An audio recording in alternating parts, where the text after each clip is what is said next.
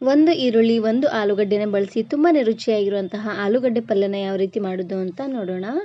ಈ ಪಲ್ಯನ ನೀವು ಚಪಾತಿ, ದೋಸೆ ಹಾಗೆ ಪೂರಿ ಜೊತೆಗೆಲ್ಲ ಸರ್ವ್ ಮಾಡ್ಕೋಬೋದು. ತುಂಬಾನೇ ಚೆನ್ನಾಗಿರುತ್ತೆ. ಇದನ್ನು ಮಾಡಲಿಕ್ಕೆ ಮೊದಲು ನಾನಿಲ್ಲಿ ಒಂದು ಪ್ಯಾನ್ಗೆ ಎಣ್ಣೆನ ಹಾಕ್ಕೊಂಡಿದ್ದೀನಿ. ಎಣ್ಣೆ ಚೆನ್ನಾಗಿ ಬಿಸಿ ಆಗ್ತಿದ್ದಂಗೆ ಸ್ವಲ್ಪ ಜೀರಿಗೆ ಮತ್ತು ಸಾಸಿವೆನ ಹಾಕ್ಕೊಳ್ತಾ ಇದ್ದೀನಿ. ಜೀರಿಗೆ ಮತ್ತು ಸಾಸಿವೆ ಒಂದು ಅರ್ಧ ಚಮಚ ಆಗುವಷ್ಟು ಹಾಕ್ಕೊಂಡ್ರೆ ಸಾಕಾಗುತ್ತೆ. ಹಾಗೆಯೇ ಸ್ವಲ್ಪ ಕರಿಬೇವು ಸೊಪ್ಪು. ಇದಕ್ಕೆ ಹಾಕೊಳ್ಳಿಕ್ಕೆ ಅಂತ ನಾನಿಲ್ಲಿ ಈರುಳ್ಳಿ ಹಾಗೆಯೇ ಹಸಿರು ಮೆಣಸಿನಕಾಯಿ ಟೊಮೆಟೊನ ತೊಗೊಂಡಿದ್ದೀನಿ. ಮೊದಲು ನಾನಿಲ್ಲಿ ಈರುಳ್ಳಿ ಹಾಗೆಯೇ ಹಸಿರು ಮೆಣಸಿನಕಾಯಿನ ಹಾಕ್ಕೊಳ್ತಾ ಇದ್ದೀನಿ.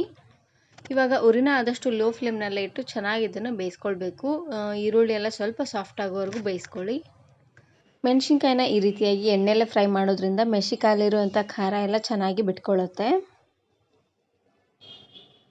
ನಾನು ಇದೇ ರೀತಿ ಬಹಳಷ್ಟು ಪಲ್ಯ ರೆಸಿಪೀಸ್ನ ಅಪ್ಲೋಡ್ ಮಾಡಿದ್ದೀನಿ. ವಿಡಿಯೋ ನೋಡಿಲ್ಲ ಅಂದರೆ ಈ ವಿಡಿಯೋ ಕೊನೆಯಲ್ಲಿ ಹಾಕಿರ್ತೀನಿ, ನೋಡಿ ಚೆಕ್ ಮಾಡಿ. ಇವಾಗ ನಾನಿಲ್ಲಿ ಒಂದು ಟೊಮೆಟೊನ ಹಾಕ್ಕೊಳ್ತಾ ಇದ್ದೀನಿ, ಚೆನ್ನಾಗಿ ಹುಳಿಯಾಗಿರುವಂಥ ಟೊಮೆಟೊ. ಹಾಗೆಯೇ ಇದ್ರ ಜೊತೆಗೆ ಸ್ವಲ್ಪ ಅರಿಶಿನ ಪುಡಿ ಹಾಗೆಯೇ ಉಪ್ಪನ್ನು ಹಾಕ್ಕೊಳ್ತಾ ಇದ್ದೀನಿ. ಉಪ್ಪು ಹಾಗೆಯೇ ಅರಿಶಿನ ಪುಡಿನ ಹಾಕ್ಕೊಂಡು ಚೆನ್ನಾಗಿ ಇದನ್ನು ಮಿಕ್ಸ್ ಮಾಡ್ಕೊಳ್ಬೇಕು.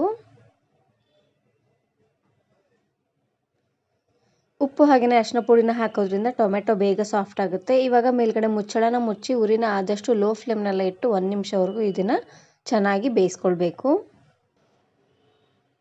ಇವಾಗ ನೋಡ್ತಾ ಇರ್ಬೋದು ಟೊಮೆಟೊ ಎಲ್ಲ ಪೂರ್ತಿಯಾಗಿ ಸಾಫ್ಟಾಗಿ ಚೆನ್ನಾಗಿ ಬೆಂದಿದೆ. ಇವಾಗ ನಾನಿಲ್ಲಿ ಸ್ಪೂನಿನ ಸಹಾಯದಿಂದ ಈ ರೀತಿಯಾಗಿ ಸ್ಮ್ಯಾಶ್ ಮಾಡ್ಕೊಳ್ತಾ ಇದ್ದೀನಿ. ಈ ರೀತಿಯಾಗಿ ಮಾಡೋದ್ರಿಂದ ಟೊಮೆಟೊ ಅಲ್ಲಿರುವಂಥ ಹುಳಿ ಎಲ್ಲ ಚೆನ್ನಾಗಿ ಬಿಟ್ಕೊಳ್ಳುತ್ತೆ. ಹಾಗಾಗಿ ನೋಡಿ ಈ ರೀತಿಯಾಗಿ ಮಿಕ್ಸ್ ಮಾಡಿದಾದ್ಮೇಲೆ ಇವಾಗ ನಾನಿಲ್ಲಿ ಬೇಯಿಸಿರುವಂತಹ ಆಲೂಗಡ್ಡೆನ ಹಾಕ್ಕೊಳ್ತಾ ಇದ್ದೀನಿ. ಒಂದು ಆಲೂಗಡ್ಡೆ, ದೊಡ್ಡ ಆಲೂಗಡ್ಡೆನ ಚೆನ್ನಾಗಿ ಬೇಯಿಸಿ ಈ ರೀತಿಯಾಗಿ ಸಿಪ್ಪೆ ಬಿಡಿಸಿ ಸಣ್ಣದಾಗಿ ಕಟ್ ಮಾಡಿ ಹಾಕ್ಕೊಳ್ತಾ ಇದ್ದೀನಿ. ಹಾಗೆಯೇ ಇದನ್ನು ನೀವು ಚಪಾತಿ, ದೋಸೆ ಹಾಗೆಯೇ ಅನ್ನದ ಜೊತೆಗೆಲ್ಲ ಸರ್ವ್ ಮಾಡ್ಕೊಬೋದು. ತುಂಬಾ ರುಚಿಯಾಗಿರುತ್ತೆ ಅಂತಲೇ ಹೇಳ್ಬೋದು. ಹಾಗೆಯೇ ಆಲೂಗಡ್ಡೆ ಸಾಂಬಾರನ್ನು ಯಾವ ರೀತಿ ಮಾಡೋದು ಅಂತ ವಿಡಿಯೋ ಅಪ್ಲೋಡ್ ಮಾಡಿದ್ದೀನಿ. ವಿಡಿಯೋ ನೋಡಿಲ್ಲ ಅಂದರೆ ಈ ವಿಡಿಯೋ ಕೊನೆಯಲ್ಲಿ ಹಾಕಿರ್ತೀನಿ, ನೋಡಿ ಚೆಕ್ ಮಾಡಿ.